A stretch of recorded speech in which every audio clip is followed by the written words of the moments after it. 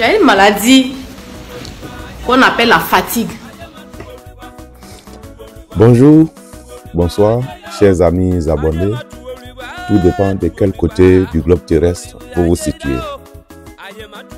Oui, aujourd'hui nous allons parler de la femme. Et surtout de la femme mariée.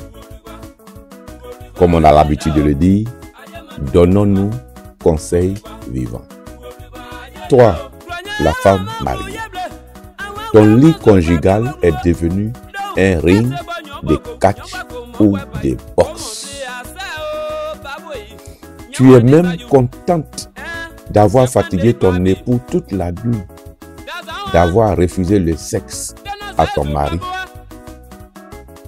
Toute la nuit, tu étais coincé dans un angle du lit conjugal, fuyant même de peur que monsieur te touche.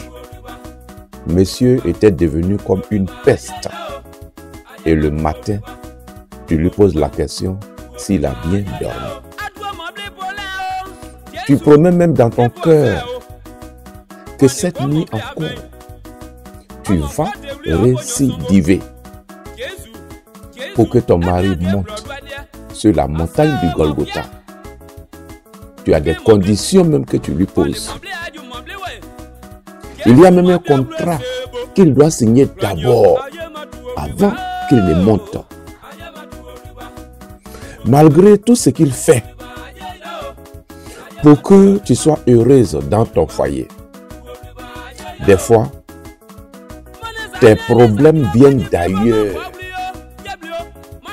Peut-être ton ancien gars, ton ex, te traumatise. Tes copines célibataires t'entraînent dans des programmes qui n'honorent pas la femme mariée que tu es. À tel point que tu n'as même plus un temps pour ton mari qui t'a mis la bague au doigt. Ta famille biologique même te traque pour résoudre les problèmes. Peut-être ta grande sœur, ta tante, qui est mariée dans elle, son foyer. C'est toi qui dois résoudre ses problèmes. Et que sais-je encore?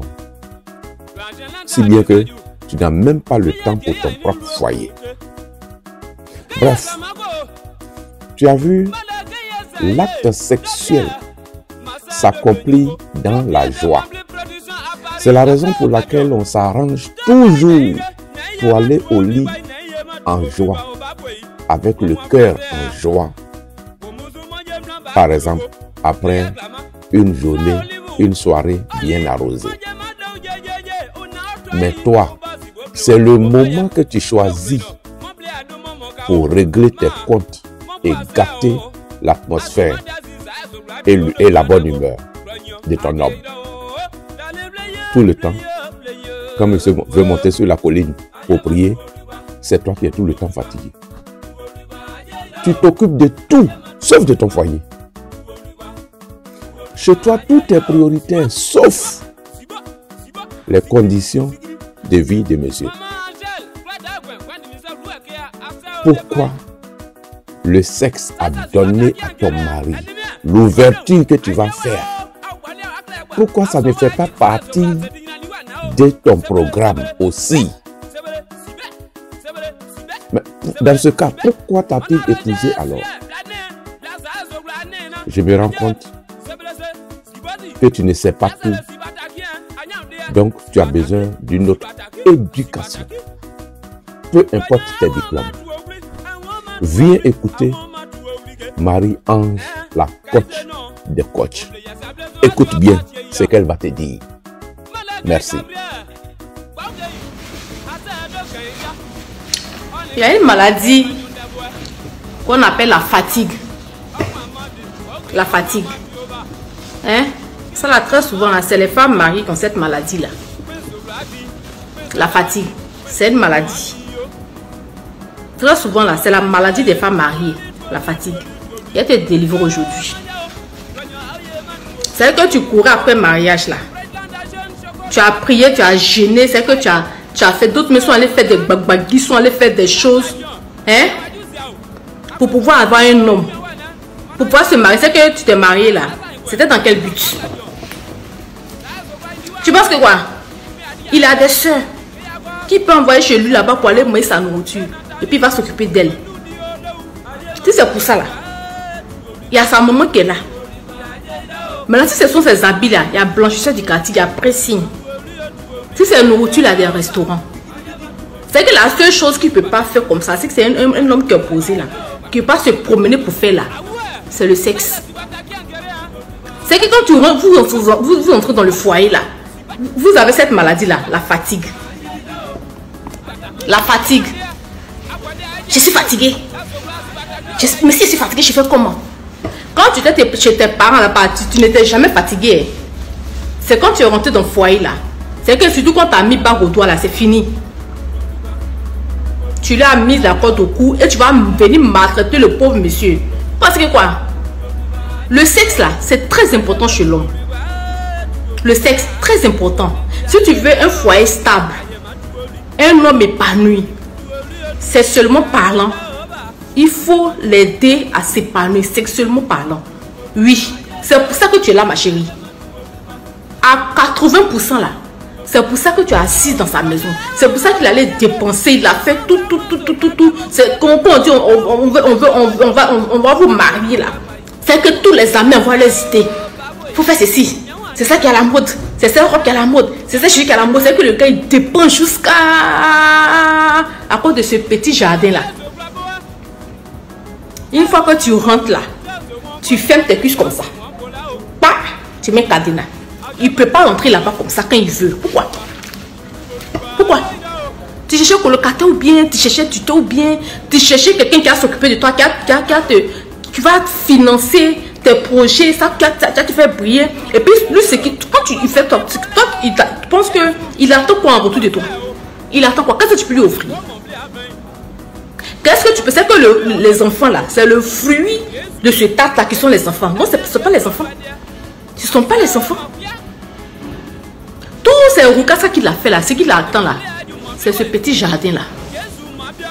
Et ce jardin, très souvent, il y a des femmes qui ferment ça. Elles ferment ça, elles ne veulent pas donner à l'homme. Elles sont assises dans le foyer là, c'est qu'il y a des filles qui sont dehors là, elles cherchent ça. Elles cherchent à rentrer. Les mecs qui sont dehors, elles sont pareilles. Quand elles vont rentrer là même là, c'est la même chose elles vont faire. Pourquoi on fait ça? C'est qu'ils préparent vous psychologiquement. Que là où je m'en vais là, toutes les nuits là, hein, je dois accomplir mon devoir des femmes. Excusez-moi, mon devoir des femmes. Me donner entièrement à mon mari, pas à moitié. Pas à moitié. C'est que ça dépend de l'envie de l'homme. Si c'est un homme qui veut avoir des rapports tous les soirs pour se sentir bien moralement, physiquement, ma chérie, il faut te préparer à ça. Il y a des hommes aussi, peut-être 3 fois, 4 fois dans la semaine, ça leur suffit. Quand ils font une fois, ils se reposent avant de revenir. Il faut apprendre à connaître ton mari. Il faut t'attendre à ça. Quand vous déposez vos habits, vous avez un besoin. Quand vous venez demander, puis le monsieur là, il vous tourne là, votre bouche, ça devient comme ça. Vous êtes énervé comme ça. Mon mari, il ne me donne pas là, il ne s'occupe pas de moi. Mais pourtant, quand il vous demande ça, mais ce n'est pas de l'argent. Hein. C'est pas de ça que toi-même, tu vas tirer plaisir dedans aussi là. Tu fais le malin. Tu fais le malin pourquoi? On t'a dit que ce qui est là-bas, c'est pour toi. C'est pas pour toi, hein? C'est pour lui.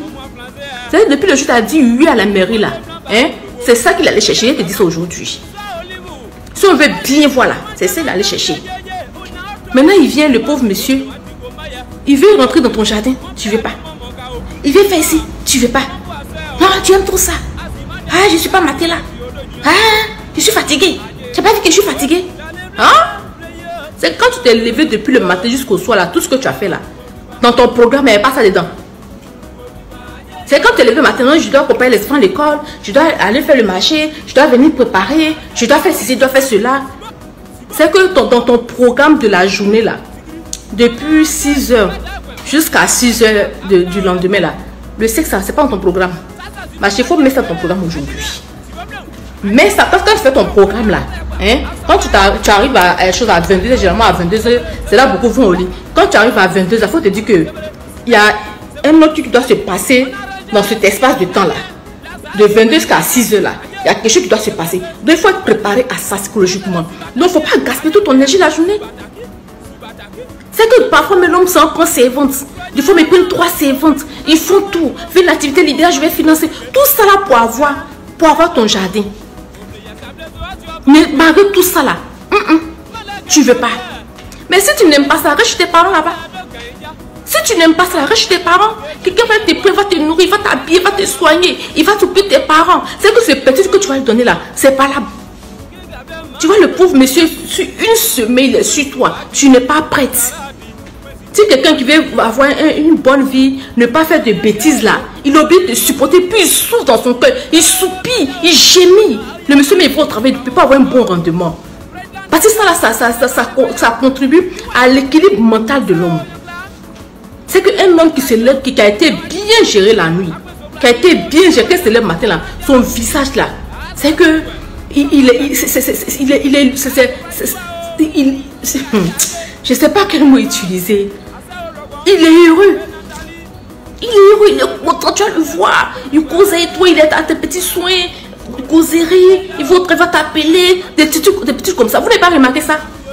Quand tu as trouvé le point fait ton mari, il faut taper dessus pour l'avoir. Si ton mari aime le sexe là, je le rôle. Si ton mari c'est la bonne cuisine qu'il aime là, faut te former en cuisine. Fais-lui de bons plats, va manger.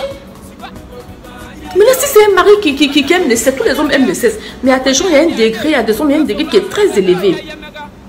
Très élevé. Si tu as croisé un homme de ce genre-là, il est prêt à tout faire pour te mettre à l'aise, pour que tu puisses lui donner ça. Mais malgré ce qu'il fait, tu ne veux pas. Tu le maltraites, tu le tortures. C'est que vous êtes couché là, mais tu es couché comme ça sur le côté. Tu es coincé comme ça, tu as calé tes pieds là comme ça, tu as croisé tes pieds en ciseaux comme ça, puis tu as serré tes fesses. Pour ne même pas qu'une petite ouverture se fasse. Il est là, il tourne. Quand il est fatigué, il dort. Il tourne tout. Quand il est fatigué, il dort. Pourquoi vous êtes méchante comme ça? Ça, c'est la méchanceté. Vous êtes méchante. Le pauvre monsieur, il tourne jusqu'à le matin, ses nez là sont tendus comme ça. Il s'en va au travail. Il revient. Même scénario. Pourquoi faire ça? À partir d'aujourd'hui, mets ça dans ton programme. Mets le 16 dans ton programme. C'est que quand il t'a raté, si tu as raté 2 nuits là, 2 nuits c'est il va falloir te dire 3e jour là, il ne va pas te rater. Donc il faut être préparé à ça. Prépare ton moral, prépare ton corps à ça. Tu ne vas pas te lever si tu avais des courses à faire, tu stoppes ça. Tu mets ça dans tu insistes ça dans ton programme.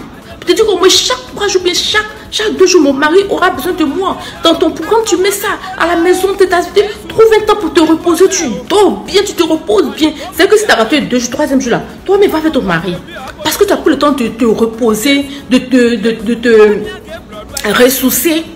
Hein? Et puis toi-même là, va avec ton mari. Ne laisse pas poireauter. C'est que en semaine comme ça là, hein? Même pas un seul jour de sexe. Et puis tu es tranquille. Tu es heureuse, tout baigne bien, tout va bien. Tu ne sais pas que dans le mourir à petit feu.